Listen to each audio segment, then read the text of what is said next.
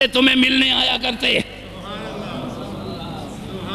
تمہارے گھروں میں میرے فرشتے تمہیں ملنے آیا کرتے۔ اب اس سے کیا ثابت ہوا؟ یہ حدیث رسول ہے صلی اللہ علیہ وسلم۔ پہلی بات کہ زہد فی دنیا، دنیا سے بے رغبتی، اس کو استعمال کرو جو تمہارے استعمال کی ہے، بچ جائے اس شیر کی طرح ہو جاؤ جو اپنا شکار کرنے کے بعد، اپنا لقمہ لینے کے بعد جنگل کی تمام لومڑیوں اور جانوروں کی طرف پھینک دیتا ہے۔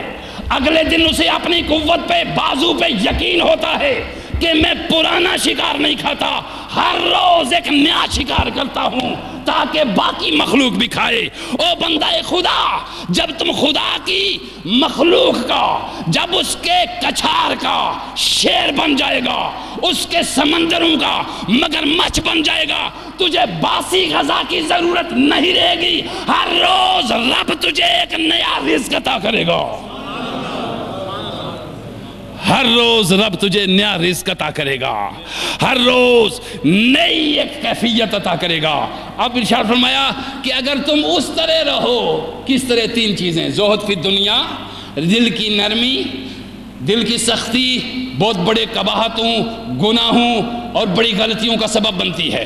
معاشرے میں وہ شخص بھی تباہ ہوتا ہے، خاندان بھی برباد ہوتا ہے، پڑوسی بھی بے چین ہوتے ہیں، جہاں مزدوری کرتا ہے وہاں سے بھی عزت نہیں پاتا۔ رقت قلب، دل کی نرمی بڑی نعمت ہے، اس کو حاصل کرو۔ دوسری چیز زہد فی دنیا، دنیا میں زہد پیدا کرو، یعنی دنیا میں رہو، اس کو استعمال کرو مگر رغبت اس میں مت رکھو۔ اور تیسری چیز ارشاد فرمایا آقا علیہ السلام نے کہ تیسری آخرت کو یاد رکھو۔ جب یہ تین چیزیں تمہارے اندر پیدا ہوں گی تو کیا فرمایا میرے آقا نے کہ تمہارے گھروں میں فرشتے میرے تمہیں سلام کرنے آیا کریں گے۔ اس کا معنی کیا ہے؟ معین الدین اجمیری نے کچھ کیا ہے تب فرشتے آتے، اور جہاں فرشتے جاتے ہیں وہیں انسان بھی جاتے ہیں، جہاں فرشتے جاتے ہیں وہیں انسان بھی جاتے ہیں، اور جس کے پاس جتنے زیادہ فرشتے ہوتے ہیں اس کے پاس اتنے ہی زیادہ انسان جاتے ہیں۔ نبی کے پاس 70,000 فرشتے صبح، 70,000 شام۔ اس گنبد خضرا کی بارگاہ میں تانتا بندھا ہوا ہے شرق و غرب سے لے کر دنیا کا۔ بغداد کی بارگاہ دیکھو، حجمیر کی بارگاہ دیکھو، حجمیر کی شخصیت دیکھو۔ ان لوگوں کے پاس مخلوق کے تانتے کیوں بندھے ہوئے ہیں کہ یہاں نوری مخلوق بھی آتی ہے، مادی مخلوق بھی آتی ہے۔ کیوں؟ اس لیے اللہ کہتا ہے میرے فرشتے وہاں پہ پہنچتے ہیں۔ اور پھر آخری جملہ آقا علیہ السلام نے بیان فرمایا، اگر ہم اس کلام کو ختم کرتے ہیں، آخری جملہ، اگلی بات آقا علیہ السلام نے ارشاد فرمائی۔ یہ تو اب ہم اس جملے کو پہنچ کر تو شاید ہم یہ سمجھ بیٹھیں کہ ہم، چونکہ کیفی انسان کے ذہن میں پیدا ہو سکتی تھی، یار میں دنیا چھوڑ تو نہیں سکتا، پیدا ہو سکتی تھی بات کہ کیا کرے۔ یہ بھی پیدا ہو سکتی تھی کہ آخرت کو کس طرح یاد رکھا جائے، اور اگر اس کو یاد رکھتے ہیں تو انعام ملتا ہے، نہیں یاد رکھتے تو سزا ملتی ہے، یہ بات۔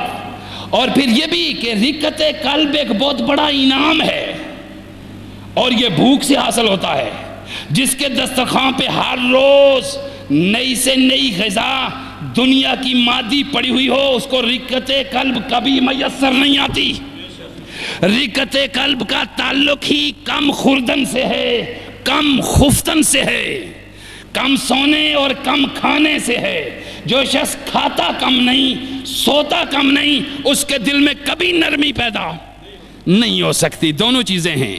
اب ارشاد فرمایا آقا علیہ السلام نے کہ سنو، کہ شاید یہ چیزیں پیدا ہو کر ہم یہ سمجھ بیٹھتے کہ یار ہم تو گناہگار سے لوگ ہیں، ہم تو یہ کر ہی نہیں سکتے، لہذا کہیں ہم اس ساری چیزوں کو سن کر کہیں نا امید نہ ہو جائیں، چونکہ وہ رحمت للعالمین ہے، چونکہ وہ رحمت للعالمین ہے، اور وہ رب العالمین ہے۔ اس نے کہا الستو بربکم یا ایھا الناس اعبدوا ربکم انا ربکم،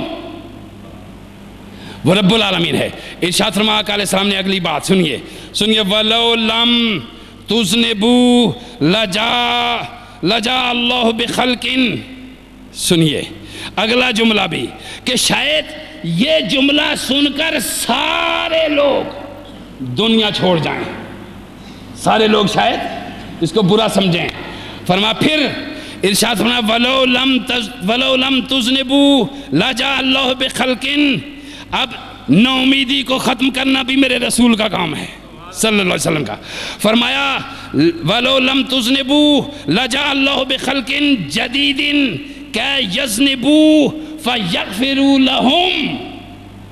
ارشاد فرمایا شاید کچھ لوگ گناہگار سمجھ کے اپنے آپ کو اس ماحول سے پریشان ہو جائیں کہ یہ لوگ تو بہت زیادہ آگے کے ہیں، ہماری مایوسی اور نمکنی. فرمایا اب اللہ پاک نے ارشاد فرمایا سنو کہ میرے محبوب ان کو بتا دو اگر تم گناہ نہیں کرو گے تو اللہ ضرور ایک نئی مخلوق لے آئے گا. اگر تم گناہ نہیں کرو گے تو اللہ ضرور ایک نئی مخلوق لے آئے گا. بخلق جدید کہ یزنو فیغفر لہم، تاکہ وہ گناہ بھی کرے اور بخشش کے لیے اس کے دروازے کو کھٹکھٹائے بھی. بخشش کے لیے اس کے دروازے کو کھٹکھٹائے بھی. دونوں کیفیتوں کے لوگ اس نے بیان کر دیے.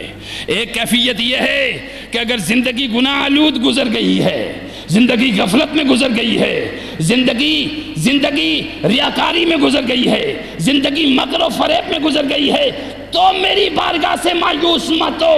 تم ایک بار آ کے اعتراف تو کر لو کہ مولا ہم سے غلطی ہو گئی، ہم سے غلطی ہو گئی. پھر تم دیکھو کہ میرا دریائے رحمت کس طرح ٹھاٹھیں مارتے ہوئے سمندر کی طرح آگے بڑھتا. تو سو لوگو، آج کی اس گفتگو کو ہم اپنے اختتام پہ پہنچاتے ہیں، اور اس گفتگو میں ہمیں 3 چیزوں کو صرف یاد رکھنا ہے. پہلا، اپنے آقا سے وابستگی، آقا کو آقا سمجھنا. پھر دوسرا ہے اس کی اطاعت کرنا، چونکہ جب آپ کے دل میں کچھ ہو تو آپ عمل کرتے ہیں نا، عمل سے ظاہر ہوتا ہے. تو جو دل میں ہے عمل کی صورت میں وہ ظاہر ہوتا ہے، اور دل میں اگر اس کا عکس ہے تو وہی ہوگا. تو اطاعت کرنا 2. اور تیسری چیز جو آپ کے لیے بیان کی تھی وہ ہے آقا کا ادب اور تعظیم. یہ 3 چیزیں جب آپ کے اندر آ گئی تو اس 3 چیزوں کے مجموعے کو کہتے ہیں عبادت. اور یہ تینوں چیزوں کا مجموعہ جب تمہیں حاصل ہو گیا تو یا ایھا الناس اعبدوا ربکم.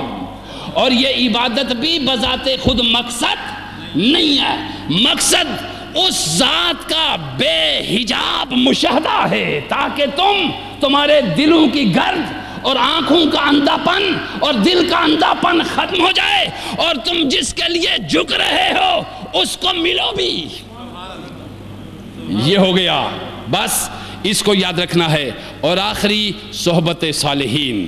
رب کو یاد کرنے کے لیے صلحاء کی مجلسیں تیار کیا کرو. اور صلحاء کی مجلسیں وہ ہوتی ہیں جہاں نمود نہیں ہوتی، جہاں ریاکاری، جہاں دکھلاوا، جہاں خود غرضی، جہاں خود پسندی، جہاں تکبر، جہاں غرور، جہاں نفس کی حرص، جہاں لالچ. یہ چیزیں جہاں بھی تجھے نہیں ملتی، وہ کلین شیو ہو تو اسی کے پاس بیٹھ جا کہ وہ اللہ کا ولی ہے. اور اگر یہ چیزیں تجھے کسی صاحب گدی کے پاس بھی ملتی ہیں تو سمجھ لو کہ خدا کی ہوا بھی نہیں لگی اس کو.